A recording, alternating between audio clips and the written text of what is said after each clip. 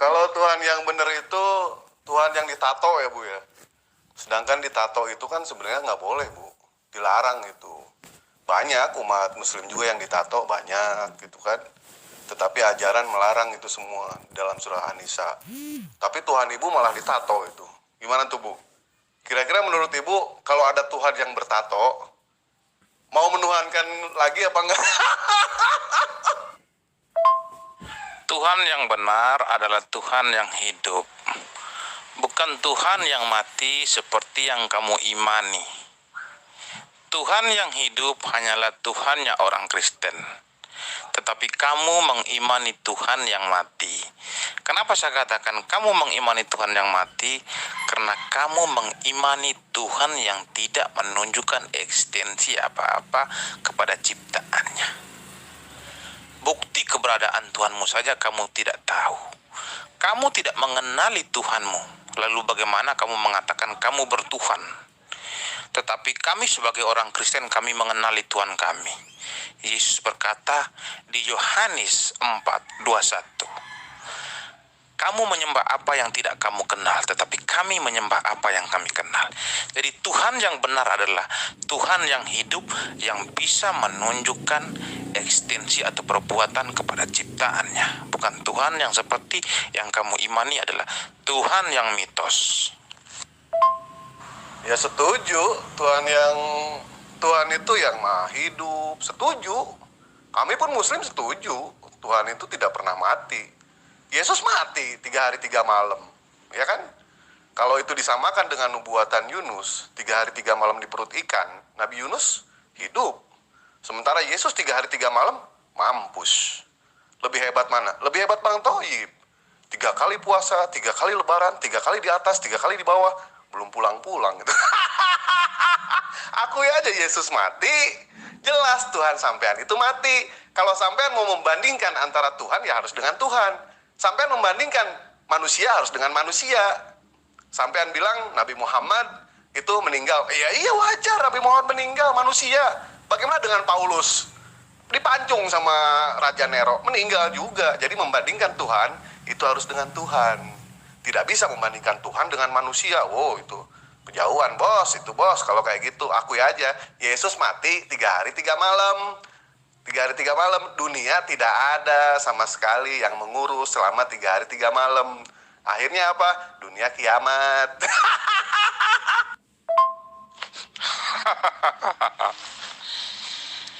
Mahadewa, siapa Tuhanmu saya tanya? Kamu menyembah kepada Tuhan hayalan, Tuhan yang tidak bisa menunjukkan eksistensi sedikit pun kepada ciptaannya. Apakah itu boleh dikatakan Tuhan? Kami sebagai orang Kristen mengimani Sang Pencipta itu menggunakan akal dan logika, bukan seperti kamu menggunakan dengkul. Tetapi kami menggunakan otak kami, menggunakan akal kami. Kami mengimani Tuhan. Ketika kami mengatakan Tuhan ada, kami harus buktikan, atau kami harus minta bukti kepada Tuhan. Itu harus ada, bukan seperti yang Anda imani. Anda tidak ada bedanya dengan ateis. Hanya bedanya ateis tidak mengimani adanya Tuhan. Anda mengimani adanya Tuhan, tetapi pada kenyataan Tuhan Anda tidak ada. Apa buktinya Tuhan Anda ada? Coba. Apa yang bisa kamu jawab? Tuhan yang Anda imani itu hanya tertulis di dalam Al-Quran. Tetapi Tuhan yang tertulis di dalam Al-Quran itu tidak bisa menunjukkan apa-apa kepada ciptaannya. Tidak bisa membuktikan apa-apa kepada ciptaannya. Maka saya katakan, kamu mengimani Tuhan yang mitos. Berbeda dengan Tuhan yang kami imani. Ketika nama Tuhan kami tertulis di dalam kitab suci kami, sang pemilik nama tersebut yang mengklaim bahwa dia telah menciptakan alam semesta, dia membuktikan kepada ciptaannya bahwa dia ada. Dengan apa caranya? Dengan bentuk apa dia buktikan kepada ciptaannya? Ekstensi dia tunjukkan, perbuatan dia tunjukkan kepada ciptaannya. Berbicara dengan nabi-nabi secara langsung. Di zaman Yesus, firman telah menjadi manusia, diam di antara kita supaya kita melihat kemuliaannya. Kemuliaan apa yang kita lihat? Kemahakuasaan. Memvonis orang masuk surga, menghapus dosa orang, itu bisa dilakukan hanya Tuhan, bukan manusia. Tuhan kami menunjukkan kepada kami bahwa Dia ada. Dan kami mengimani apa yang tertulis di dalam kitab kami yang diajarkan langsung Tuhan kami. Kalian mengimani kitab, tetapi Tuhan kalian tidak mengajarkan kepada kalian. Berbeda dengan kami. Agama kami, Tuhan sendiri turun ke bumi mengajarkan kepada kami. Ya Tuhan kami, Tuhan umat muslim, Allah Subhanahu wa Ta'ala. Ya Tuhan kami itu sifatnya gaib. Tuhan di dalam ajaran agama Islam itu konsisten, sifatnya gaib. Tidak bisa dilihat sesuai dengan apa yang Yesus. Yesus juga sama, Yesus menuhankan kepada Tuhan yang tidak bisa dilihat. Jangankan rupa, suaranya pun tidak bisa kau dengar. Itu jelas, sama dengan kami, sama dengan umat Yahudi gitu kan. Nah sekarang ente ini ya, di dalam Taurat, di situ disebutkan, ketika Nabi Musa mau bertemu dengan Tuhan, Nabi Musa tidak sanggup. Kenapa? Karena siapapun orang yang melihat Tuhan pasti akan binasa, pasti akan hancur. Ente datang PB perjanjian bohong, perjanjian baru. Ketika melihat Tuhan, Tuhan yang binasa. Nyambungnya di mana, Bos? Itu, nyambung. Kalau misalkan mimpi, bangun ya, jangan lama-lama. Jelas di situ. Kalau di Muslim kami sudah jelas, Tuhan kami konsisten dalam menciptakan. Kami dapat informasi dari mana? Dari kitab suci. Ente menuhankan Yesus, betul. Yesus emang Tuhan, Tuhan Kristen. Sayangnya bukan Tuhan alam semesta. Yesus utusan. Di Yohanes 17 ayat 3 cukup memporak-porandakan ketuhanan Yesus, bahwa Yesus hanyalah seorang utusan, Bos. Ya, Yesus punya Tuhan, Yesus punya Bapa. Dewa, debaters abal-abal. Kamu mengatakan Musa tidak akan bisa berbicara dengan Tuhan karena dia akan binasa. Ayat itu tidak menjelaskan bahwa Musa berbicara dengan Tuhan akan binasa, tetapi Musa tidak akan bisa melihat Tuhan secara langsung, maka dia akan binasa. Kamu debaters abal-abal, dengan modal nekat, modal asumsi kamu datang menghadapi Meme Bos. Meme Bos sang debaters handal yang tidak akan bisa kamu menggunakan asumsi-asumsi liarmu itu. Musa berbicara dengan Tuhan secara langsung di Gunung Horeb. Keluaran 19 ayat 9 sampai habis. Pembicaraan antara Musa dengan Tuhan di situ disaksikan oleh jutaan orang Yahudi. Tuhan yang kami imani adalah Tuhan yang bisa menunjukkan eksistensi kepada ciptaannya, membuktikan keberadaan bahwa saya ada. Jadi ketika klaim-klaim saya yang tertulis di dalam kitab suci, semuanya akan benar. Tetapi zaman Yesus, apa yang dilakukan Tuhan? Lebih gila lagi yang dilakukannya. Dia mengambil media manusia atau rupa seorang hamba atau rupa seorang manusia. Dia diam di dalam kemanusiaannya itu. Dia menunjukkan kepada ciptaannya bahwa saya ada. Dia datang ke dunia menyelamatkan umat manusia daripada ikatan iblis. Iblis telah mengikat manusia jutaan tahun. Jadi yang bisa menyelamatkan umat manusia dari dosa adalah Tuhan itu sendiri. Manusia tidak akan bisa membebaskan manusia dari dosa, tetapi Tuhan yang bisa membebaskan manusia daripada dosa yang diikat oleh iblis. Itulah konsep Tuhan turun ke bumi untuk menyelamatkan umat manusia. Tuhan yang benar adalah Tuhan yang mencintai ciptaannya, sehingga dia harus menyelamatkan umat manusia. Dia menunjukkan kepada ciptaannya bahwa dia ada. Bukan seperti Tuhan yang kamu imani. Namanya saja tertulis di dalam Al-Quran. Tetapi pada kenyataan, Tuhan yang kamu imani itu tidak bisa membuktikan apa-apa kepada kalian. Muhammad sebagai seorang nabi yang kalian anggap dia adalah sebagai seorang nabi saja, tidak mengenali Allah Subhanahu wa Ta'ala. Apalagi kamu tidak akan bisa mengenali Allah Subhanahu wa Ta'ala. Maka saya katakan kalian adalah orang buta. Yesus sudah berkata orang buta tidak akan bisa menuntun orang buta. Jika orang buta menuntun orang buta, dua-duanya akan masuk ke dalam jurang. Anda adalah orang buta. Anda tidak akan bisa menuntun kami. Tetapi kami yang bisa melihat karena kami mengenali Tuhan kami. Jadi kami yang harus menuntun dan mengembalakan Anda karena Anda tidak mengenal Sang Pencipta. Apa bukti eksistensi Allah Subhanahu wa Ta'ala yang Anda imani? Cepat jawab pertanyaan saya. Iya, ente yang membuktikan kalau ente itu orang buta. Buta iman ente itu. Kenapa? Karena ayatnya sendiri dilawan itu. Jelas memang Nabi Musa tidak bisa melihat Tuhan. Tidak bisa. Bahkan ketika di dalam kepercayaan ajaran agama Islam, ketika Nabi Musa naik ke Tursina, Nabi Musa memohon kepada Allah, "Ya Allah, izinkan aku melihat jatmu." Tidak sanggup.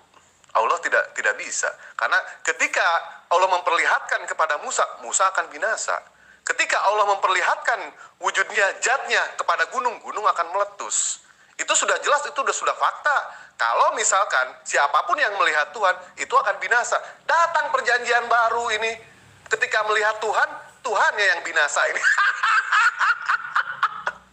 Ente gimana ceritanya? Nggak usah panjang-panjang sama gue mah. Jelas di situ dalam kitab ente dijelaskan, jangankan rupa, suaranya pun tidak bisa kau dengar. Itu pernyataan Yesus menurut Yesus itu. Siapa Tuhan itu? Bapa. Yesus punya Bapa. Yesus punya Tuhan. Dan Yesus punya mami. Gitu. Jadi Yesus itu utusan. Kalau ente menuhankan Yesus ya terserah. Itu hak ente itu mah. Kami di sini cuma meluruskan, ya kan? Kami berusaha untuk meluruskan. Kalau masih pengen bengkok terus, silahkan. Kami di sini berusaha mengajarkan, tetapi ente tidak mau belajar, ya silahkan. Kami di sini berusaha, tapi kalau misalkan bagus, ente belajar sendiri aja. Baca seluruh kitab di dalam Bible. Ada nggak Tuhan bisa menampakkan diri? Tidak ada. Apakah ketika kita percaya sama sesuatu harus menampakkan diri gitu? Ente percaya malaikat nggak? Percaya genderuwo nggak? Tentu percaya malaikat. Pernah nggak ada orang yang melihat malaikat? Pernah nggak ada orang yang melihat genderuwo? Tidak ada. Kenapa? Kita dapat dari mana informasinya? Ya kita dapat informasi dari kitab suci. Berdasarkan dari kitab suci. Fakta seperti itu. Kalau misalkan segala sesuatu yang dituntut untuk kita percaya itu harus melihat, bagaimana dengan nasib orang buta? Kasihan. Jadi yang namanya cinta bukan datang dari mata turun ke hati, melainkan dari hati. Kita cinta sama Allah, kita cinta sama baginda Rasulullah dan utusan-utusan sebelumnya tanpa kita harus melihat. Itu adalah iman. Dapat dari mana informasinya? Al-Qur'anul Karim. Dan di Bible pun menyatakan seperti itu. Jangankan rupa, suaranya pun tidak bisa kau dengar. Ya silakan tentang sama ente pernyataan Yesus menurut Yesus. Huhui!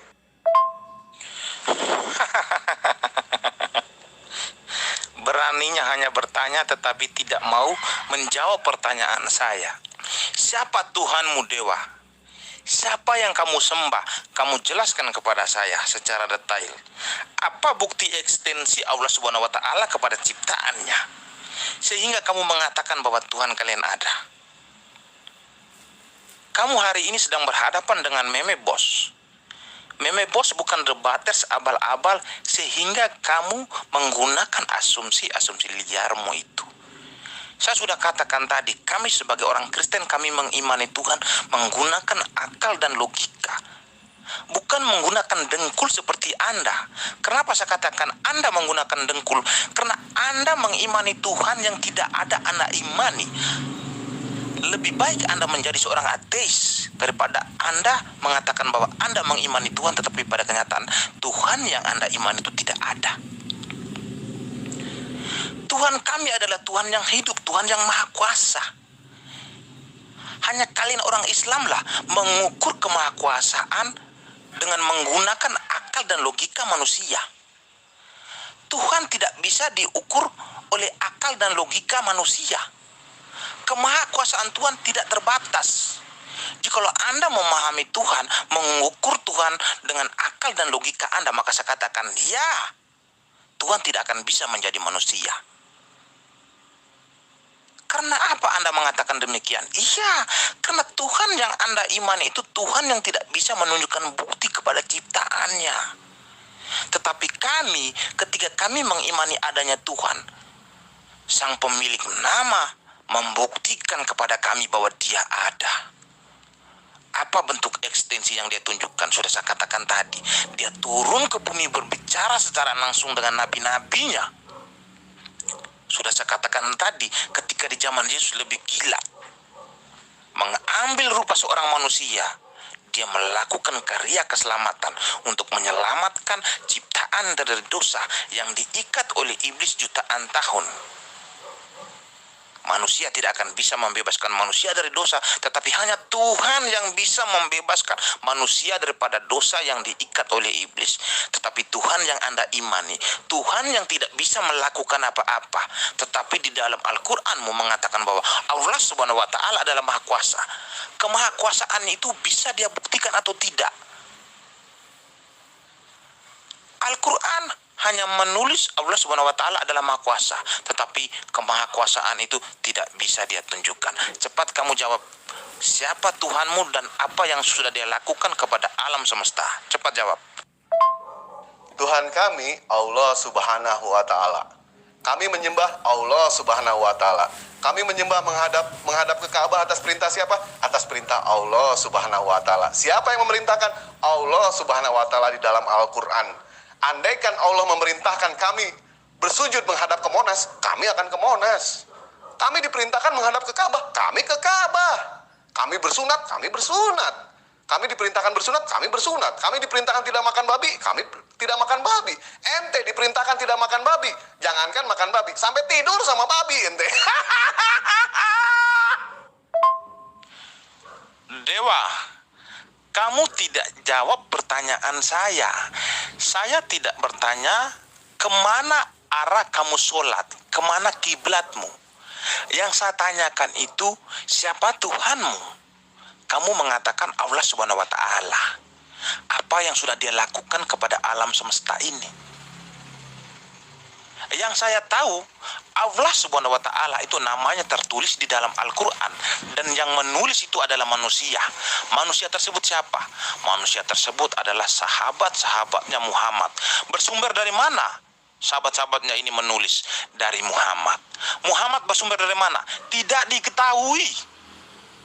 Sumber-sumber yang tertulis di dalam Al-Quran tidak diketahui dari mana sumber Muhammad mendapatkan itu. Muhammad hanya memerintahkan kepada sahabat-sahabatnya untuk menulis di dalam Al-Quran bahwa yang menciptakan alam semesta ini adalah Allah Subhanahu wa Ta'ala. Ketika nama Allah Subhanahu wa Ta'ala sudah tertulis di dalam Al-Quran, sang pemilik nama harus bisa membuktikan kepada ciptaannya bahwa dia ada. Dengan apa caranya dia membuktikan kepada ciptaannya bahwa dia ada? Dia harus bisa menunjukkan ekstensinya kepada ciptaannya, harus memberikan bukti. Supaya apa? Supaya ciptaannya percaya kepada dia. Tetapi kalau dia tidak bisa menunjukkan ekstensi atau tidak bisa membuktikan apa-apa kepada ciptaannya, maka saya katakan Tuhan Anda gagal menjadi Tuhan. Tuhan yang benar adalah Tuhan yang bisa menunjukkan ekstensinya kepada ciptaannya, bisa membuktikan keberadaan kepada ciptaannya, sehingga ciptaannya percaya bahwa Tuhan kami ada. Apa yang sudah dilakukan Tuhan yang Anda imani? Itu yang saya tanya. Dari tadi kamu tidak bisa menjawab, kamu hanya mutar-mutar. Makanya lain kali ketika kamu lihat meme bos sudah ada di grup, kamu kabur. Jangan coba-coba untuk menghadapi meme bos. Debaters Muslim tidak akan bisa menggulingkan meme bos. Sekarang kamu jawab. Apa yang sudah dilakukan Allah Subhanahu wa Ta'ala kepada ciptaannya? Ekstensi apa saja yang sudah dia buat sehingga kalian percaya bahwa dia ada? Cepat jawab. Tadi kan gue udah jawab. Kalau nanya, siapa Tuhan gue? Allah Subhanahu wa Ta'ala. Eksistensi apa yang pernah dilakukan oleh Allah Subhanahu wa Ta'ala? Kita tahu ciptaan-ciptaannya. Kalau misalkan kita tahu ciptaannya, bahwa kita sadar bahwa kita adalah pencipta ciptaannya, berarti ada sang pencipta, ada sang halik. Siapa? Allah Subhanahu wa Ta'ala. Dari mana rujukannya? Al-Quran Nur Kalim. Sudah jelas di situ. Akulah Allah Tuhanmu. Sembahlah aku, dirikanlah sholat. Itu sudah jelas. Kami diperintahkan untuk menyembah. Nah ente, Tuhan ente Yesus. Mana perintah dalam Bible yang mengatakan kalau Yesus minta disembah? Hah? Mungkin masih di kantor kelurahan kali itu. Belum ada. Mana yang mengatakan Yesus itu adalah Tuhan? Tidak ada. Tidak ada Tuhan Yesus itu. Yesus itu bukan Tuhan. Yesus itu utusan. Yesus itu cuma Tuhan buatan. Buatan siapa? Buatan Paulus.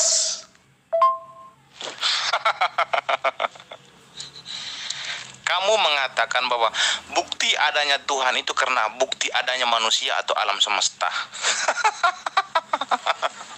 Hei, kamu lupa. Yang tertulis di dalam Al-Quran itu adalah klaim-klaim manusia. Manusia itu siapa? Sudah saya katakan tadi, yang menulis Al-Quran itu adalah manusia, yaitu sahabatnya Muhammad. Bersumber dari mana? Bersumber dari Muhammad. Muhammad bersumber dari mana? Tidak diketahui. Muhammad mengatakan bahwa tulislah, nama Tuhan kita adalah Allah Subhanahu wa Ta'ala. Tetapi Muhammad lupa. Sebelum Muhammad menyuruh sahabat-sahabatnya untuk menulis Al-Quran bahwa Allah Subhanahu wa Ta'ala itu pencipta alam semesta, dia lupa jutaan tahun alam semesta sudah ada, Pak, serta seluruh isinya. Jutaan tahun yang berlalu Allah Subhanahu wa Ta'ala kemana saja, sehingga di zaman Muhammad baru dia memperkenalkan namanya. Artinya Allah Subhanahu wa Ta'ala datangnya terlambat, Pak. Datangnya tahun 600 Masehi. Jutaan tahun yang berlalu, Allah Subhanahu wa Ta'ala kemana? Seharusnya dengan keterlambatan Allah Subhanahu wa Ta'ala memperkenalkan dirinya kepada Muhammad atau kepada ciptaannya, seharusnya dia menunjukkan bukti-bukti atau ekstensi kepada ciptaannya supaya ciptaannya itu percaya, supaya Muhammad dan sahabat-sahabat Muhammad itu percaya bahwa Tuhan kita ada. Tetapi ini hanyalah klaim-klaim daripada Muhammad dan sahabat-sahabatnya. Tuhan kami, ketika namanya tertulis di dalam Alkitab, sang pemilik nama bisa membuktikan kepada ciptaannya bahwa dia ada. Secara wujud asli dia tidak mau menunjukkan, tetapi ekstensinya dia tunjukkan kepada ciptaannya. Supaya apa? Supaya ciptaannya itu percaya bahwa dia ada. Bentuk-bentuk ekstensi apa saja yang digunakan Tuhan? Banyak. Bentuk-bentuk ekstensi yang dibuktikan Tuhan kepada ciptaannya terlalu banyak. Sudah saya katakan tadi. Jadi kami mengimani Tuhan menggunakan akal dan logika, bukan menggunakan dengkul seperti yang kamu imani. Kamu jawab, apa bukti ekstensi Allah Subhanahu wa Ta'ala kepada kalian sehingga kalian mengatakan bahwa Allah Subhanahu wa Ta'ala itu ada dan dialah yang menciptakan alam semesta? Apa buktinya? Cepat jawab. Sudah ditunjukkan bukti-buktinya. Melalui apa? Melalui ilmu-ilmu sen, ya kan? Bahwa Al-Quran itu bukan datang dari sisi Allah. Sekarang kalau misalkan Al-Quran itu Nabi Muhammad SAW yang menulis, ada nggak di zaman sekarang yang bisa? Bahkan sayembara Allah Subhanahu wa Ta'ala berlaku sampai hari ini. Ya, andaikan Al-Quran bukan datang dari sisi Allah, buatkan ayat semisal Al-Quran satu surah. Ternyata ada tidak? Tidak ada yang sanggup. Itu tandanya Al-Quran itu datang dari sisi Allah. Dan ada nggak pertentangan dalam Al-Quran? Tidak ada sama sekali. Dan ilmu-ilmu sennya apakah sejalan dengan ayat-ayat suci dalam Al-Quran? Apakah sejalan dengan ilmu sen? Sejalan dengan ilmu sen semuanya. Bahkan bukti bahwa Al-Quran datang dari sisi Allah, ilmu sennya yang pertama, ada perpisahan dua lautan, dua air, yang satu tawar, yang satu pahit. Itu apakah Nabi Muhammad pergi ke Spanyol, ke Selat Gibraltar? Tidak, Nabi Muhammad tidak pernah pergi ke sana. Tetapi kenapa bisa tahu? Nabi Muhammad tidak tahu, tetapi ada yang maha tahu. Untuk apa? Untuk membuktikan bahwa eksistensi Allah itu ada, maha kuasa Allah itu ada, untuk membuktikan bahwa Al-Quran itu datang dari sisi Allah. Bagaimana dengan Bible, ilmu-ilmu sennya? Koplak semuanya. Saya tidak mengatakan Al-Quranmu itu bukan firman Tuhan. Tetapi apa yang diucapkan Muhammad kepada sahabat-sahabatnya untuk menulis Al-Quran itu tidak bersumber. Kenapa saya katakan tidak bersumber? Karena Muhammad mengklaim bahwa dia berbicara dengan Jibril di dalam Gua Hira. Tidak ada yang menjadi saksi. Lalu untuk membuktikan kebenarannya, dengan apa kita ukur?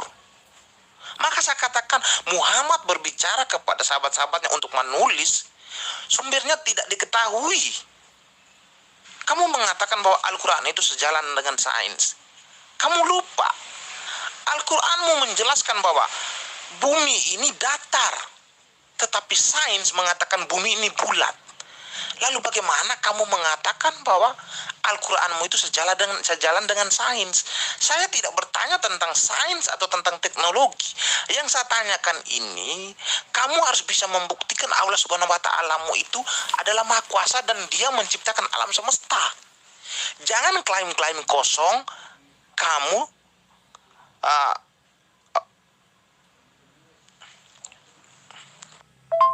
Oh baik, kami punya referensi yang menguatkan di dalam hadis yang mengatakan ketika Nabi Muhammad berjumpa di Gua Hiro, Nabi Muhammad berjumpa dengan malaikat Jibril. Kami ada yang namanya hadisnya. Bahkan dari mulai santri sarungan sampai santri jas, semua tahu ketika Nabi Muhammad di Gua Hiro bertemu dengan Jibril, malaikat Jibril alaihissalam. Itu sudah jelas kami, ya kan? Nah sekarang gue pengen nanya sama ente, ketika Yesus ditemui sama malaikat, sampai Yesus ketakutan, siapa nama malaikatnya? Kalau ente tahu nama malaikatnya, gue kawin lagi besok habis maghrib.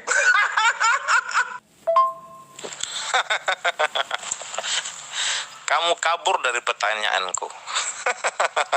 Beralih ke Yesus, siapa nama malaikat? Dewa. Kamu jawab dulu pertanyaan saya, Dewa.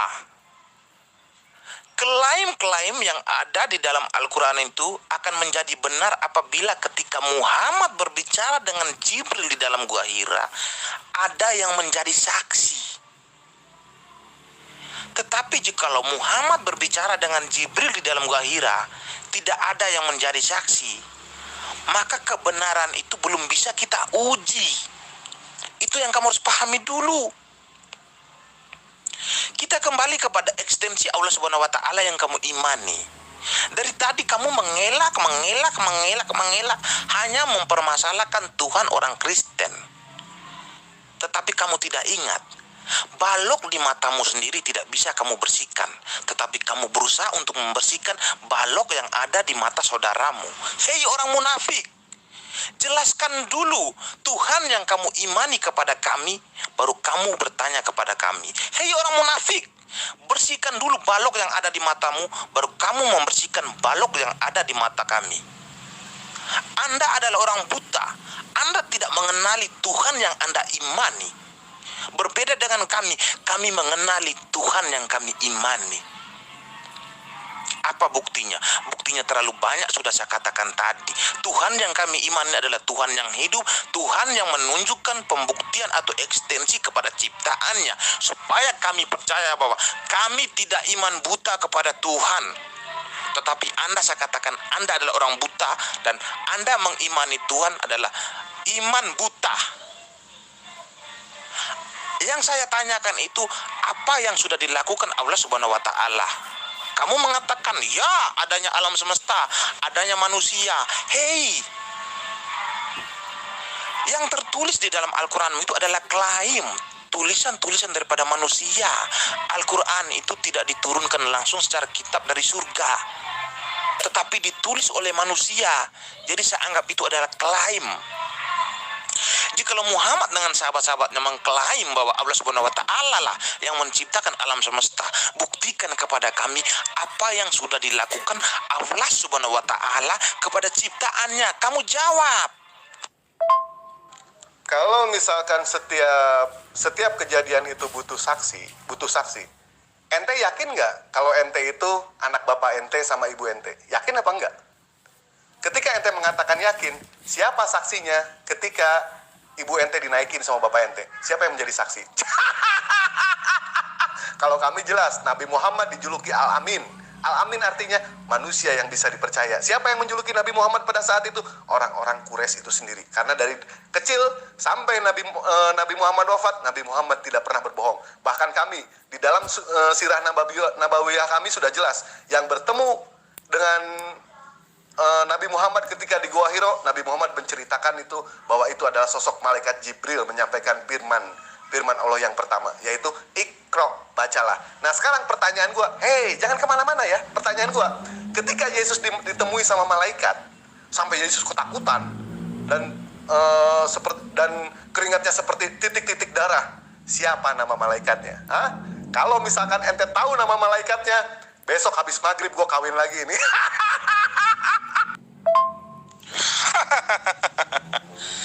Debaters abal-abal tidak bisa menjawab pertanyaan saya, malah menghujat. Jawab pertanyaan saya, tetapi kamu tidak akan bisa menjawab. Kamu undang pun seluruh umat muslim di dunia datang menghadapi Meme Boss, membicarakan tentang ekstensi Allah Subhanahu wa Ta'ala. satu pun tidak akan bisa menjawab. Jungkir balik pun kepala kamu ke bawah, kaki ke atas, kamu tidak akan bisa menjawab. Karena pada kenyataan bahwa Allah Subhanahu wa Ta'ala yang kamu imani itu tidak ada.